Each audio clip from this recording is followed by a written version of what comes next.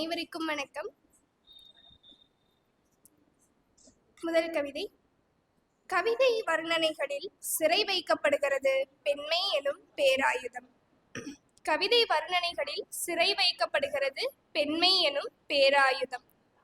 அடுத்ததா என் மீதான விமர்சனத்தை நான் ஏற்றுக்கொண்டே இருக்கிறேன். அவை நல்லவைகளாக இருப்பின் என்றாவது என்னை திருத்தட்டும், தீயவையா இருப்பின் என்றாவது அவை திருத்தட்டும். நன்றி. ஒரு வறுமை பத்தின ஒரு கவிதை. படிக்க புத்தகம் இல்ல, படுத்துறங்க பாயும் இல்ல. படிக்க புத்தகம் இல்ல, படுத்துறங்க பாயும் இல்ல. ஆடை வாங்க ஆட்ட வைக்கணும், மதியான சோத்துக்கு மாட்ட வைக்கணும். ஆடை வாங்க ஆட்ட வைக்கணும், மதியான சோத்துக்கு மாட்ட வைக்கணும். மதுவே உணவென, உணவே மதுவென மார்தட்டி கொள்ளும் அப்பா. எங்க அம்மாவின் கிழிஞ்ச சேலை எங்களுக்கு தொட்டல். அந்த கிழிஞ்ச சேலை சில சமயங்கள்ல உணவு உண்ணும் வட்டல். ஆட்டுக்கும் மாட்டுக்கும் கோழிக்கும் நோய் எங்களை பிடிச்சிருக்கு வறுமை பேய். ஆட்டுக்கும் மாட்டுக்கும் கோழிக்கும் நோய் எங்களை பிடிச்சிருக்குது வறுமை பேய். ஓலை குடிசையில ஒத்தக்கல்லு சுவரு. அரசு அதிகாரியிடம் கைகட்டி கேட்டோம் கரண்ட் பவரு.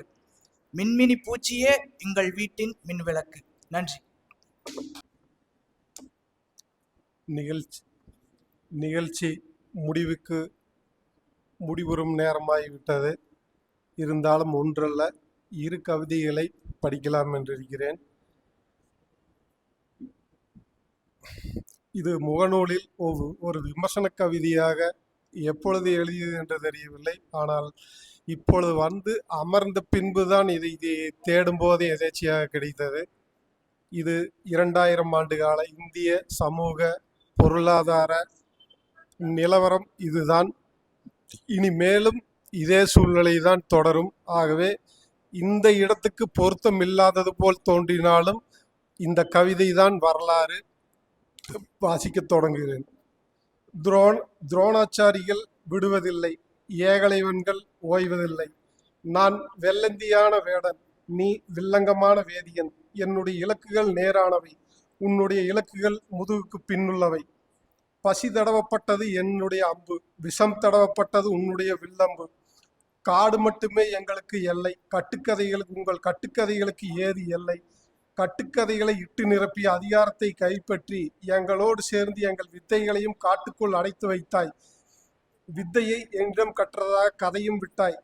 கட்டுக்கதைகளை இட்டு நிரப்பி நூல் கொண்டு நூல் மறைத்து மூளைக்குள் விளங்கிட்டு சாதிய சகதிக்குள் மக்களை மூழ்க வைத்தாய். உன்னிடமிருந்து தப்பி எங்களுக்கு காடு விடுதலை தந்தது.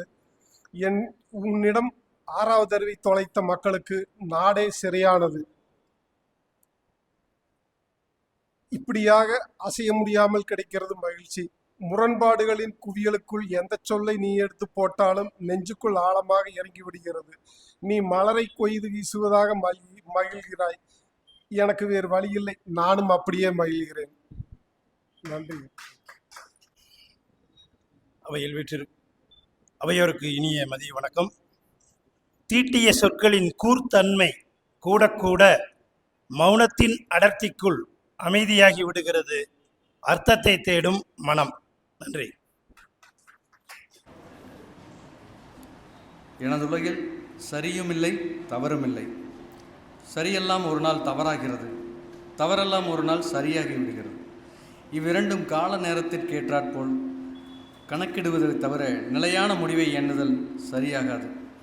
சரி என்பதும் தவறென்பதும் சூழ்நிலைகள் சந்திக்கின்ற இடம் பொருள் ஏவலை பொறுத்தே அன்றி வேறேது. இன்னொன்று, எனக்கு இன்னொரு பெயர் இருக்கு. அன்பு, அறிவு, நேசம், பாசம், நட்பு, கருணை ஆகியவற்றால் அவமானப்படும் பொழுது டேஸ் என்று இன்னொரு பெயர் இருக்கு.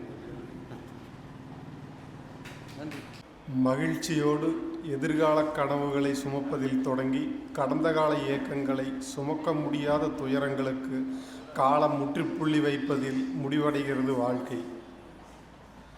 நேசிப்பின் நீட்சியை முடிவு செய்வது தங்களுடைய தேவைகள்தான் என்பதை தெரியாமல் பார்த்து கொள்ளும் வரை எல்லா நேசிப்புகளும் உயர்வானவையே. நன்றி. வணக்கம். போன முறை சொன்ன மாதிரியே ஒரு நவீன கவிதை, ஒரு மரபு கவிதை. முதல்ல நவீன கவிதையை பார்த்தரலாம். பார்போற்றிடும் பார்வையாய் மாற்றிட மிளிர்கிறது என் கனவுகள். சுற்றத்தின் சொற்கள் 1000 தடைக்கற்கள். மீண்டெழுகிறேன் ஒற்றை வரியில். தெய்வத்தான் ஆகாதென்னும் முயற்சிதன் மெய்வருத்த கூலி தரும். இது நவீன கவிதை.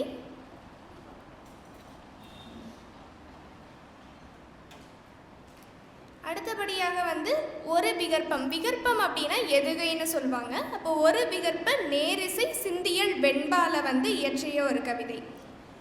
கவிதனை செய்து பெறும் காவியம் ஆக்க புவிமேல் பிறந்து பிறரின் செவிக்கு கவிகளை தந்தவள் நான். நன்றி. அனைவருக்கும் அன்பிற்கினிய காலை வணக்கங்கள். மோனோலில் படித்த ஜெயகாந்தன் அவர்களுடைய ஒரு கவிதை. தன் குறை தெரியாத மேதாவிகளுக்கெல்லாம் தன் பலம் தெரிந்திருக்கும் போது, தன் குறை தெரியாத மேதாவிகளுக்கெல்லாம் தன் பலம் தெரிந்திருக்கும் போது, என் குறை தெரிந்த எனக்கு என் பலம் தெரியாதா என்ன? என் குறை தெரிந்த எனக்கு என் பலம் தெரியாதா என்ன? நன்றி, வணக்கம்.